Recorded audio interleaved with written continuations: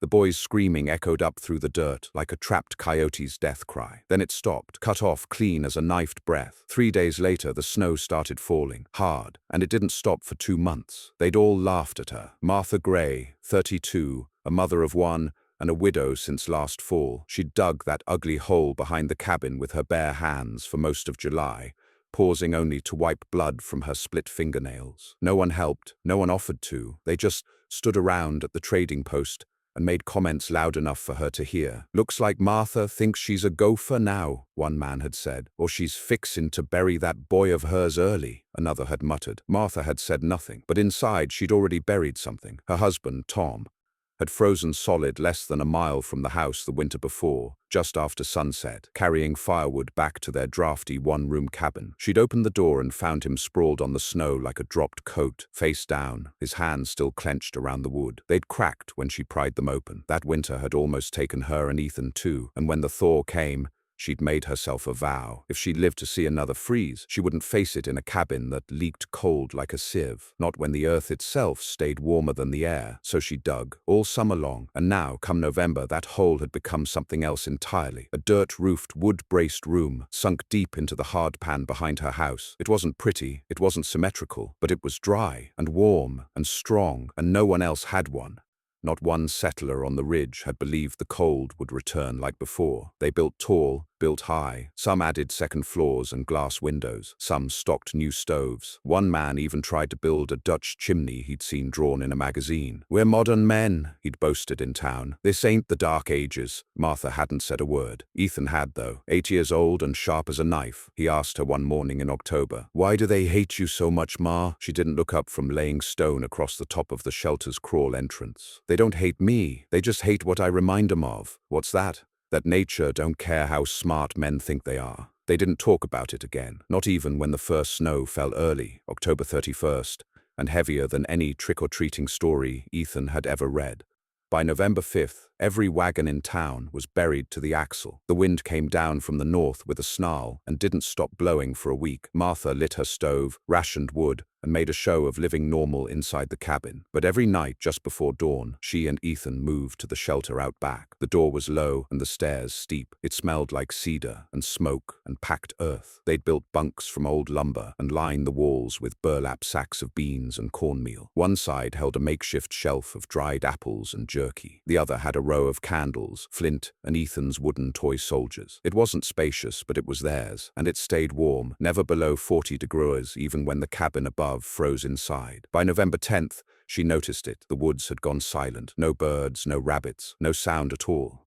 That same night, Ethan whispered something that made her sit bolt upright in the bunk. "I heard someone callin'," he said, "real faint, from the woods." She listened, nothing, but she didn't sleep the rest of the night. The next morning, a banging came at the front cabin door. Martha climbed up from the shelter and opened it slow. It was Clara Weems. Clara had been one of the loudest, laughing at Martha's dirt shelter all summer long, saying it looked like something a prairie dog might sleep in. Now her face was wind-burnt raw, her hands purple through her torn gloves, and her breath came in frantic clouds. "My baby won't stop crying," Clara said. "The walls froze last night. I don't know what to do." Martha didn't answer right away. She looked past Clara at the whiteout world. The snow was waist deep, and the wind still howled like a choir of banshees through the valley. A second storm had blown in behind the first, and even the trees looked bowed with dread. "Bring her," Martha said. "And anyone else freezing to death?" Clara blinked. "Anyone? Tell 'em Martha Gray's shelter is open.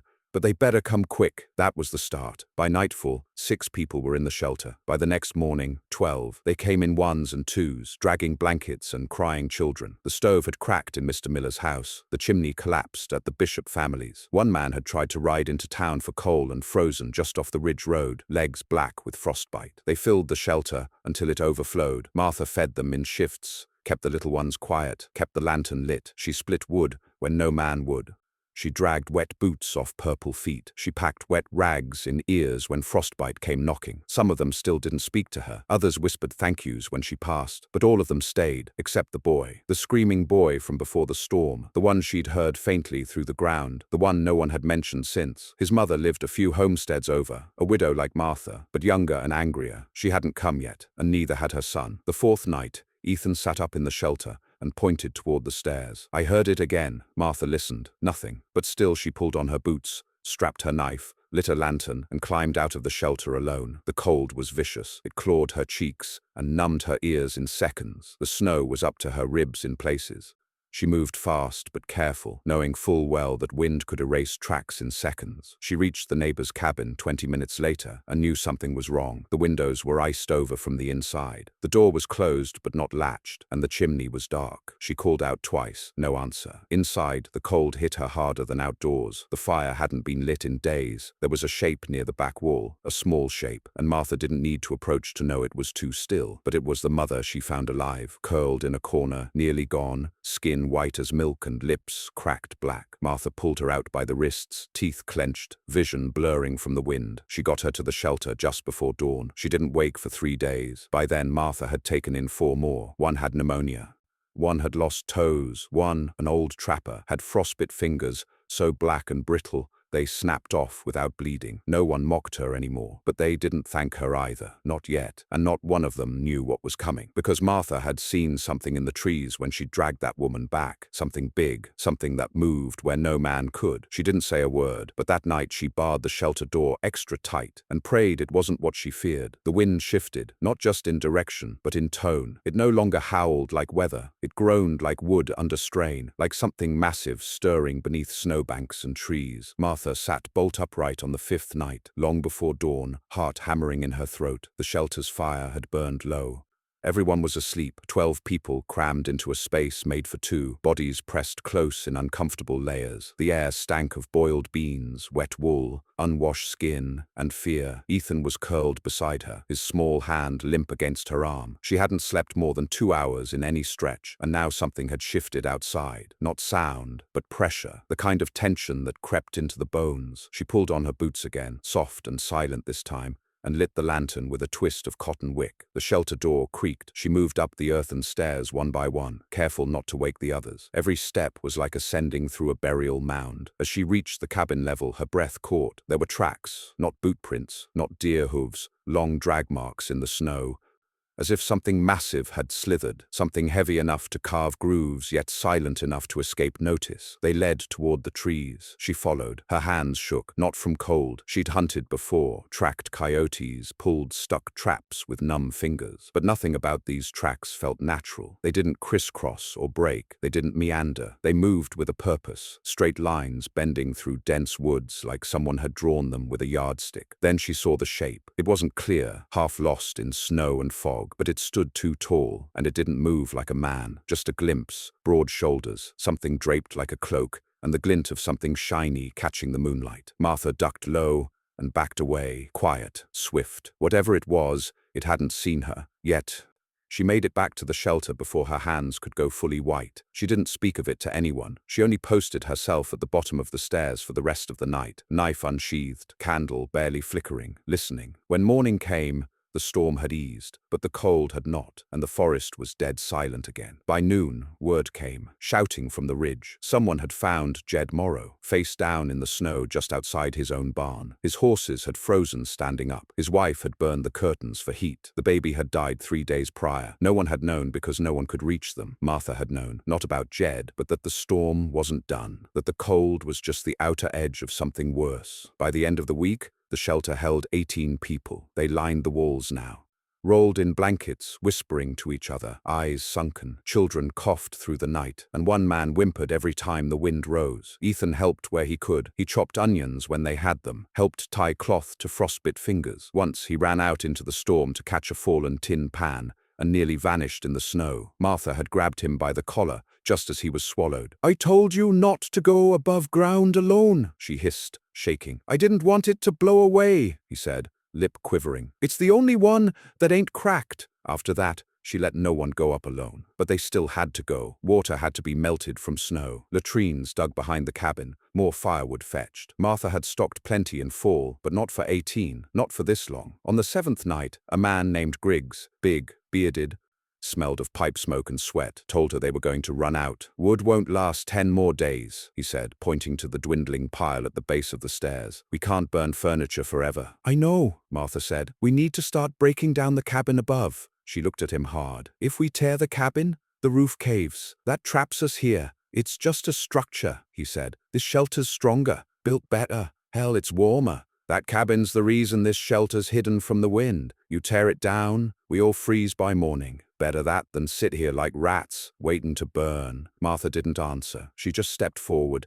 and took back the axe he'd been using. We'll find another way, he stared at her, long and hard. You ain't in charge, woman, but nobody followed him when he climbed the stairs that night, not even his own brother. That same night, someone cried out in their sleep. It was the old trapper. His name was Wade, or Walt, no one quite knew. His fingers were gone, and he kept muttering things about the snow. It moves when you're not looking, he whispered. It grows eyes. He was delirious, or so they thought, until they heard the scream, not his, from outside, a woman's voice, shrieking once, then cut short, as if swallowed. Martha leapt to her feet. The others sat up, gasping. Ethan clutched her leg. No, he said, don't go. But she was already up the stairs. She stepped into a moonless dark. The air was so cold it cracked the lantern glass when she lit it. The cabin walls groaned. Snow shifted on the roof with a sigh.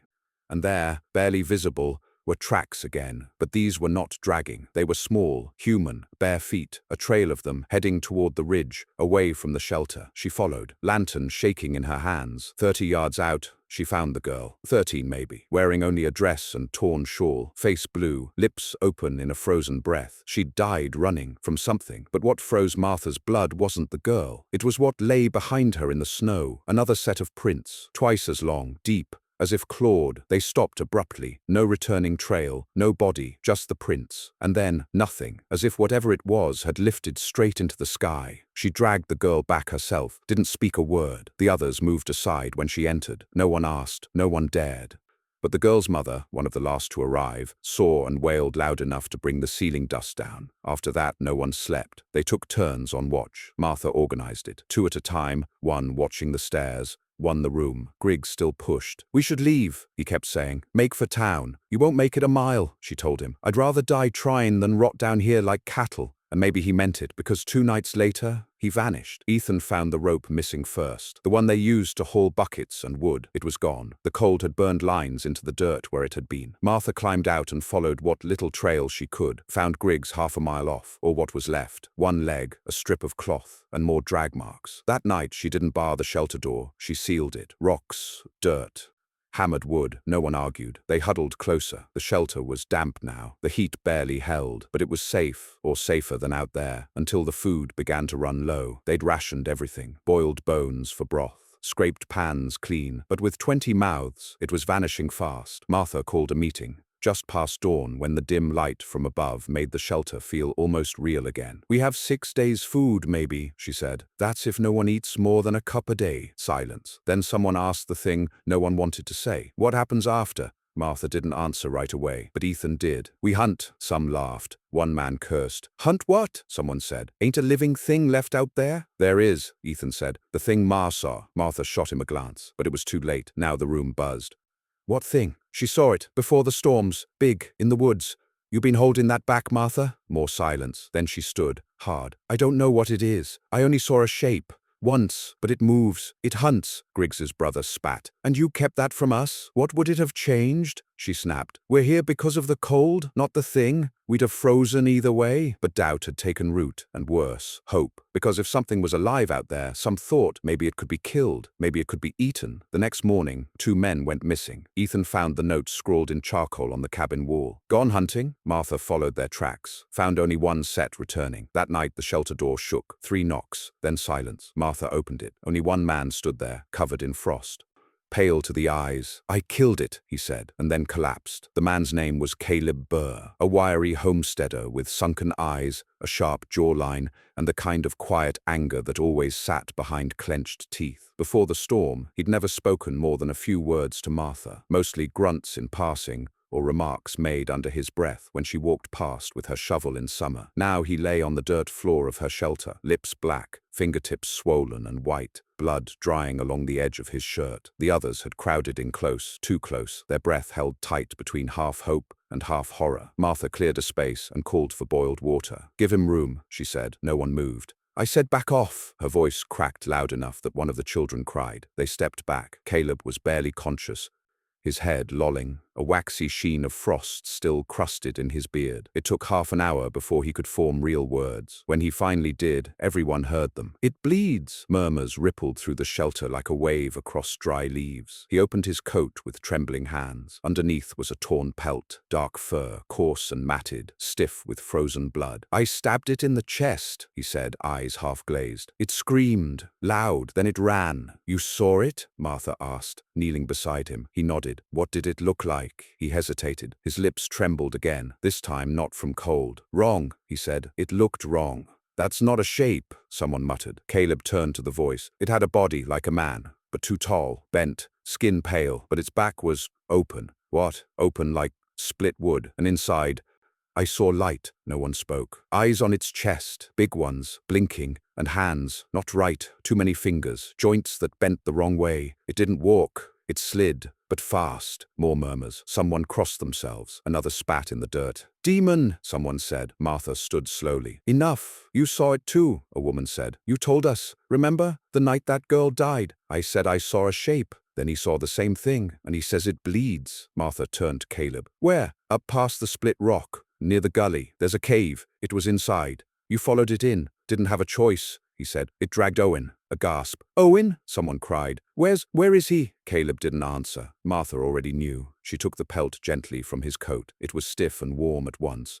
The kind of fur that held heat even when soaked. But what caught her eye wasn't the color. It was the seam down the center, almost like a spine that wasn't natural. There were symbols carved into it, shallow and deliberate. "Not from any animal I've seen," she murmured. "It's not an animal," Caleb said, eyes closing. "It talks." That turned heads. "It talks," someone said. "In dreams." Martha stared at him. He'd gone pale again, lips twitching, breath shallow. "She won't stop whispering," he said, softer now. "She's in the wind." "Who is?" Martha asked. But he was already out cold, and he didn't wake for 2 days. They debated whether to burn the pelt. Martha argued against it. "If it's real," she said, "then it's proof. If it bleeds, it can die. And if it dies, we survive." "But you saw him," Clara said. "He's not well. You saw how he spoke. You think that thing didn't leave a mark?" "I think fear is doing more to us than frostbite," Martha answered. "And I think we're running out of time." The food was nearly gone. The woodpile had dwindled to scraps. The last of the beans had been cooked the night before. The youngest children were sleeping most of the day now, eyes hollow, lips cracked. 2 people had developed coughs, deep, rattling things that echoed in the tight shelter like death knocking. And above them, the storm had not let up, but it wasn't just the cold. Now there were noises, soft ones, clicking, scraping, like claws against bark, or bone dragging across stone. The night after Caleb collapsed, something brushed against the outer door, not banged, brushed, like fingers testing the weight of it. Then silence. No one dared speak of it. But no one slept either. Even the children stayed awake. Ethan crawled into Martha's lap sometime past midnight and whispered, "Is it going to come in?" "No," she said without thinking. "Promise?" She looked toward the stairs. "I'll keep you safe," he nodded. But she could tell he didn't believe her. Not fully. And maybe he was right. On the 12th night, Caleb woke, sat up straight, gasping. Sweat poured down his face. Martha was there before he spoke. "It's moving," he said. "What is?" "The thing. Her. I saw her in my dream." "The cold one?" He nodded. "She's deeper now. Deeper in the cave. Said we can come find her." "You dreamt this?" "She showed me." Martha stared at him. He wasn't delirious anymore. His eyes were clear, his voice steady, but there was something worse in that steadiness, a calm that didn't belong. "You want to go back out there?" she asked. "I'm not the only one," he said, gesturing toward the others. And he was right. 4 men stood behind him. Clara's brother, the trapper with half his fingers, even Griggs's brother, who hadn't said a word since his sibling vanished. "We go at dawn," Caleb said. Martha stood. "You'll die out there. Then let us. Not with my boy here, you won't. If you bring that thing back, you doom us all." "We're already doomed," the trapper said. "Then dig," she snapped. "Dig deeper. Don't chase shadows." Caleb leaned in close, and when he spoke, it wasn't a threat. It was a whisper of belief. "She's not death, Martha. She's the end of death." Martha shoved him back. "You step outside that door. You don't come back." He nodded. They left at first light. They never came back. But the sounds started again.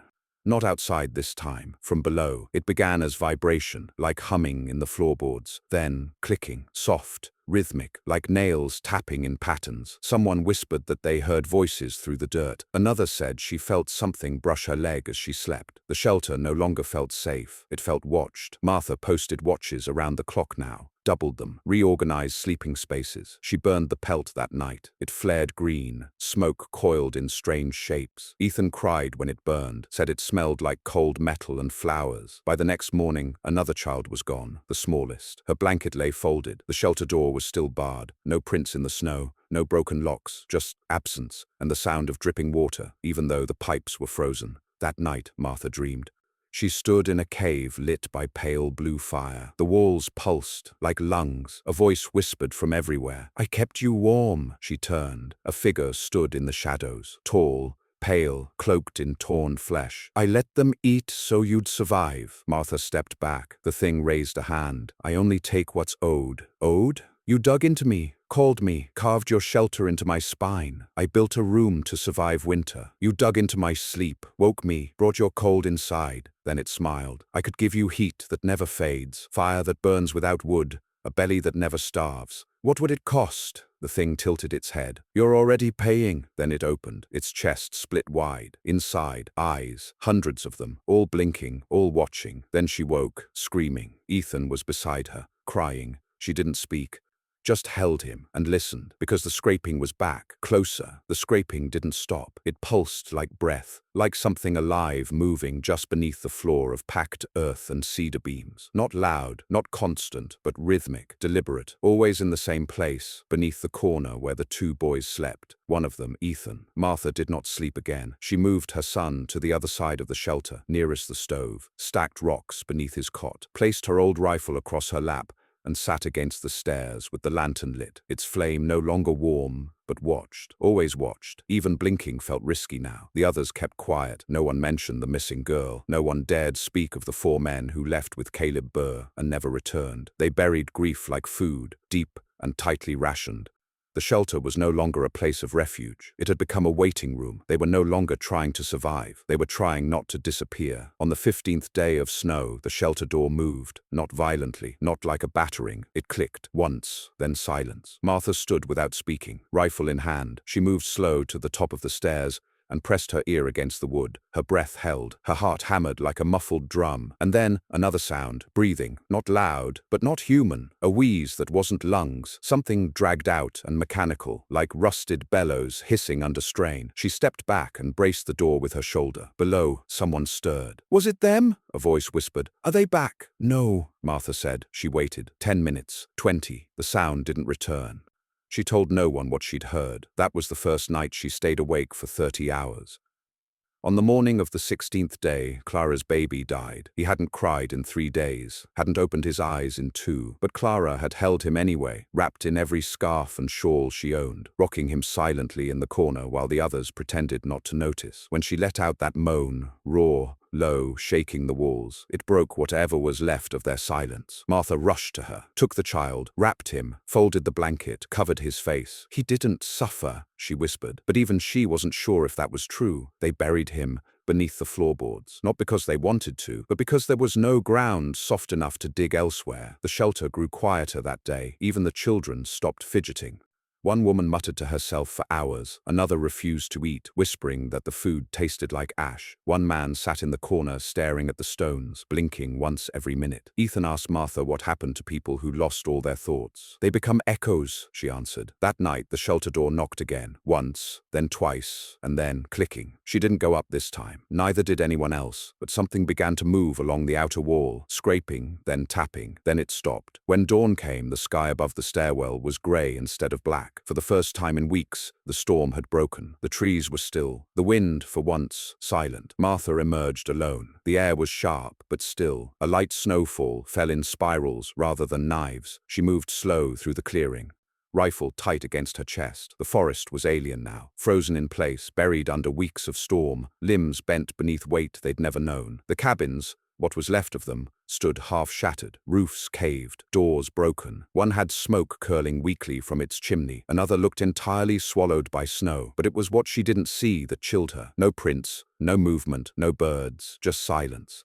And then, color at the tree line, something red. She moved toward it cautiously, a scarf, wrapped tight around a branch, tied neatly. Beneath it, another, blue, and then another, like breadcrumbs through the woods, all leading in the same direction. Martha hesitated, then followed. The path led toward the ridge, up where the snow was deepest, where no one had dared go since the storm began. The scarves continued, tied every 30 yards, always fluttering, until she reached the split rock. There the last one hung. Beneath it, footprints, not animal, human, barefoot, deep and sunken, heading toward a cave mouth she hadn't seen before, half covered in snow and brush, mouth dark as tar. The edges of the rock around it were scraped, long parallel lines like claws or fingers. She stared into the black, then heard a voice behind her. "Martha!" She turned. No one. "Martha!" It said again, closer, this time, familiar. Tom's voice, her husband's. She stepped back. It was impossible. She'd buried him, seen the frostbite, held his hand as it cracked open like dried wood. "Martha, come home," the voice said. She ran, didn't stop until she reached the shelter, barred the door, sat against it trembling. Tom's voice, but not Tom.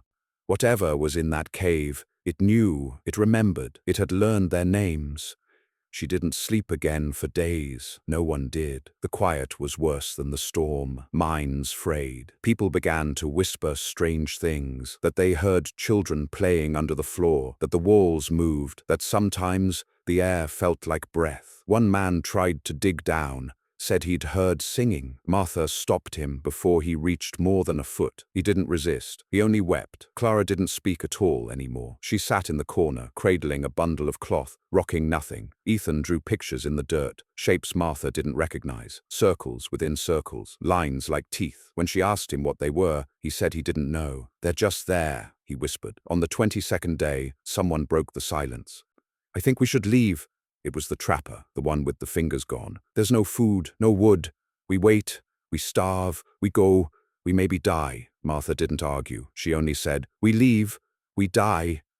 Then at least we get to see the sky. I've seen what's out there."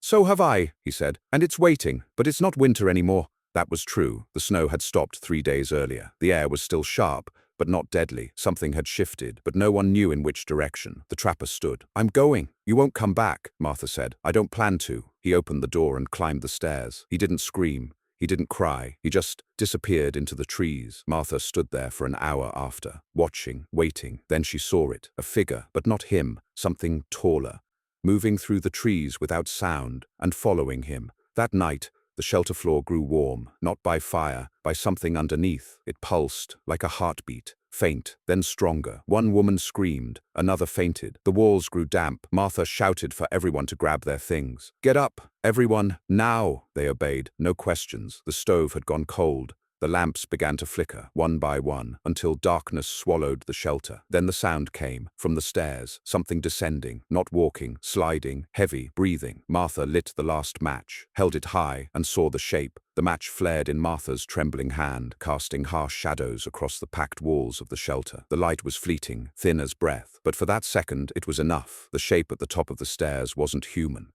It wasn't even pretending anymore. It filled the narrow space, stooped to fit, its pale limbs folding wrong like a spider squeezed into a bottle, skin pulled taut across bones that didn't follow any rules she knew. Its face, or what was trying to pass for one, was flat and long, and in the center of its chest, where a person's ribs should be, 2 eyes blinked open, not the blank, milky gaze of animals. These eyes watched, not with hunger, with recognition. The match burned to Martha's fingertips and went out. Screams broke loose behind her. Someone stumbled, someone else collapsed. Children whimpered like mice pressed into corners. But Martha didn't move. She stood where she was, breathing hard, rifle clutched in one hand, matchbook in the other, though she knew full well that bullets hadn't saved the others. She waited for it to descend. Waited for it to strike, but it didn't. Instead, it spoke, not aloud, inside, a voice not made of words but made of knowing. "You opened the door first," it said. "You came to me, dug into me, woke me, fed me with fear." Martha closed her eyes, just once. It wasn't the first time she'd heard the voice. The dreams, the whispers, the wind. They hadn't been hallucinations. They'd been invitations, barters. "The earth remembers every shovel's cut," the voice said. "The deeper you went, the deeper I saw." "I didn't mean to wake you," Martha said, her voice low, calm, even as her legs shook. "But you did, and now I am cold." A single footstep, not heard, felt like the dirt itself had flinched. She raised the rifle, not because it would help, but because it was all she had. "You're not coming in." The others were behind her now. Ethan was pressed into the furthest corner, wide-eyed, gripping the hem of her coat. Clara still rocked the wrapped bundle that wasn't her child anymore. The rest, the settlers, the doubters, the mockers, stood frozen, mouths open, as if the very air held them in place. "You have fed me long enough," the voice said. "Now I offer you warmth." Martha spat. "Your warmth costs lives. So does winter." Another step. Dirt fell from the ceiling. "I could keep you all warm, forever. A belly that never starves, a fire that never fades." Martha's fingers brushed Ethan's back. "I don't want forever," she said. "I want spring." Then she acted. In one motion, she grabbed the lantern at her feet, the one with the last of the whale oil, and hurled it up the stairs. It struck the wall just beside the thing and exploded in a burst of orange fire. The flames caught instantly. The shelter's wood lining lit like dry grass. The thing screamed, not aloud, inside their minds. Everyone dropped to their knees, clutched their skulls. Martha fell too, but forced herself back up. The fire roared behind the thing now, dancing along the stairwell walls, and in the flickering heat glow, she saw it recoil, not in pain, in rage. She turned to the others. "Out!" she shouted. "Out! Now! There's no other exit," someone screamed. "There is." She pointed to the corner, the one that had always felt wrong, the one where the warmth had first pulsed, the one where Ethan had once said, "It feels like something's watching." Martha had lied before. There was a tunnel. She'd dug it halfway during summer, then sealed it when she realized it opened into a collapsed root cellar on the far side of the ridge.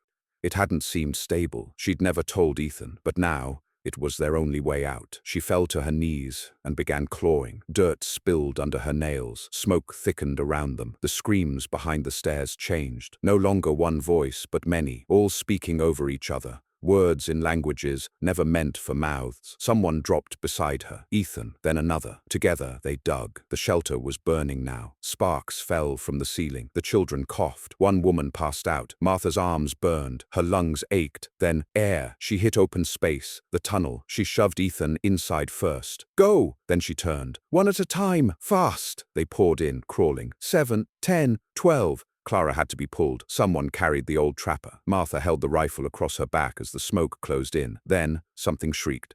Not human. The fire dimmed. The light behind the stairs bent inward, as if something was feeding on it. The last settler dove into the tunnel. Martha followed. Behind her, the shelter collapsed. She didn't look back. The tunnel was hell. Cramped, choking, packed with dirt and roots. It twisted and pitched. The air was moist, warm, wrong. Every few yards they had to wait. Someone coughed blood. Someone else whimpered prayers. But they moved. By some grace they moved. And then, light, real light, snow-filtered daylight poured through a hole above. They clawed their way up, hands raw, knees bloody. Martha was the last one out. She collapsed in snow, gasping, and for the first time in weeks, she breathed clean air. The world above had changed. The forest was still, the snow unmoving, but beneath them, the shelter was gone, not burned, gone.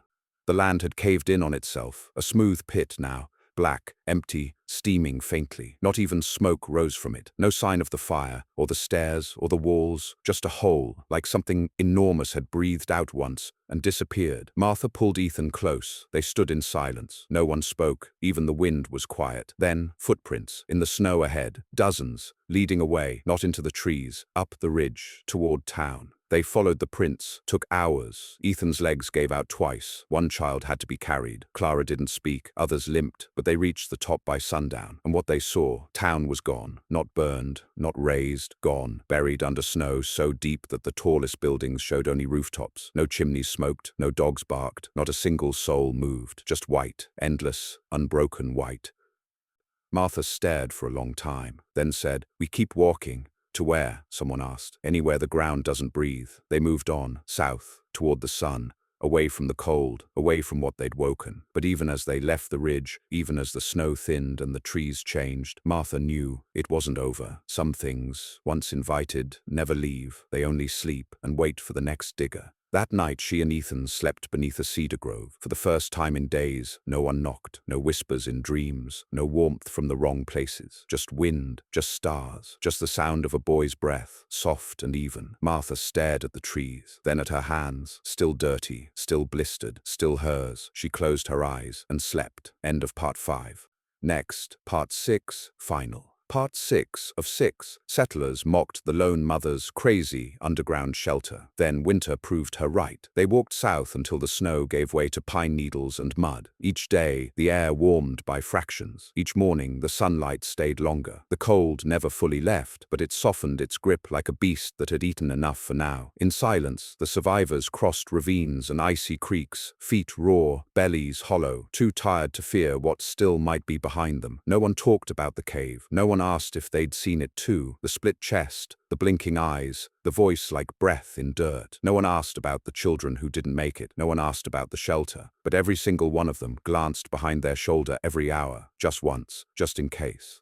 They reached a rail line by the 10th day, an old stretch, mostly used for mining shipments before the war choked off coal. The tracks shimmered faintly beneath snowmelt and rust. They followed it until the remains of a depot appeared, half swallowed by vines, roof caved in, windows long gone. But it had walls, a stove, even a trickle of water running nearby. It was enough. They made camp, they lit a fire, and for the first time since Martha had sealed herself inside that shelter, someone laughed. It was small, uncertain, but it cracked open the silence like a pickaxe to frost. They were alive, not well, not whole, but breathing. A week passed. Martha caught fish with string and bent nails. Ethan scavenged pine cones, split them for seeds. Clara didn't speak, but she sat beside the fire now.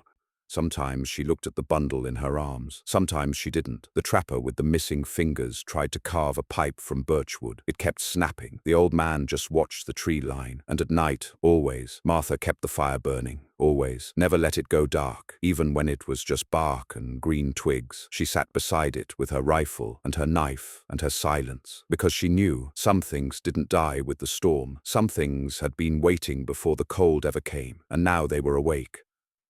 On the 15th night, a stranger came, not walking, staggering.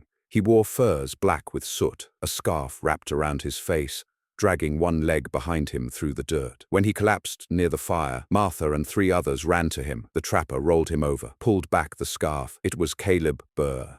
Or what was left of him. His eyes were wide, unblinking, lips cracked to the gums, fingers curled stiff like claws, one leg bent the wrong way, and on his chest, just below the collarbone, a new eye, blinking, blue, alive. Ethan stepped back. Martha grabbed her rifle. "He's breathing," the trapper said. Caleb coughed, spoke 2 words, too deep. Then he went still. The eye on his chest blinked twice, then closed, for good. They buried him the next morning, deep, no crosses, no prayers, just rock and dirt and the weight of silence. No one asked what the eye meant, no one needed to. The message was clear. Whatever was in that cave hadn't died, and Caleb hadn't returned alone. It had marked him, claimed him, used him as a final messenger. Too deep, he'd said, too deep. Martha sat on a rock near the grave until dusk.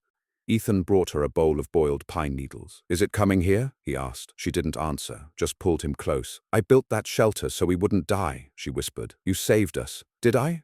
"You did." He leaned his head on her shoulder. She watched the trees, listened. The forest was alive again. Birds chirped, wind moved, small animals scurried. But beneath it all, she could still hear the memory of that other sound, the soft, crawling click that hadn't come from any creature born above ground. It was in the soil now, everywhere, waiting. "I think we'll keep walking soon," she said. "Where? Where the ground is too dry to dig?" He nodded. "Maybe someplace where the snow never comes," he said. She smiled, barely. "Maybe." By spring, only 5 of the original 21 remained. 2 died from sickness. 1 wandered into the trees during a fog and never came back. 1 went silent one morning and wouldn't speak again, just stared at the trees as if hearing something no one else could. But those who stayed moved further south. They found a river, a bend in it where the land rose into sun-dried ridges. There they built again. Not cabins, tents, no digging, no cellars, no basements. They let the sun warm them and slept on stone when they could. Fire was kept above ground. Food hung from trees in sealed bags. No one stored anything below. No one even mentioned it. And as for Martha, she became something else entirely. Not a leader, not exactly. But when she spoke,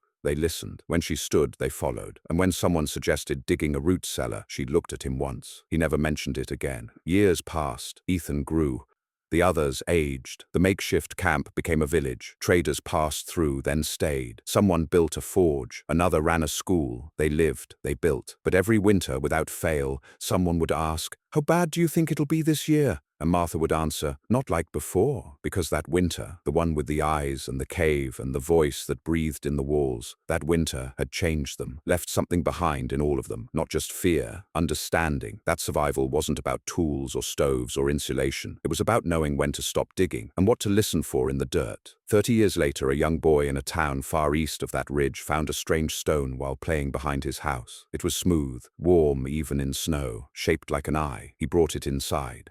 His parents never saw him again. The town said he ran away, but a neighbor remembered seeing him days later, digging, and months after that, the ground behind the house caved in. A shelter, they said, something he'd built on his own. No one thought much of it until the snow returned, and the knocking began again, from underneath.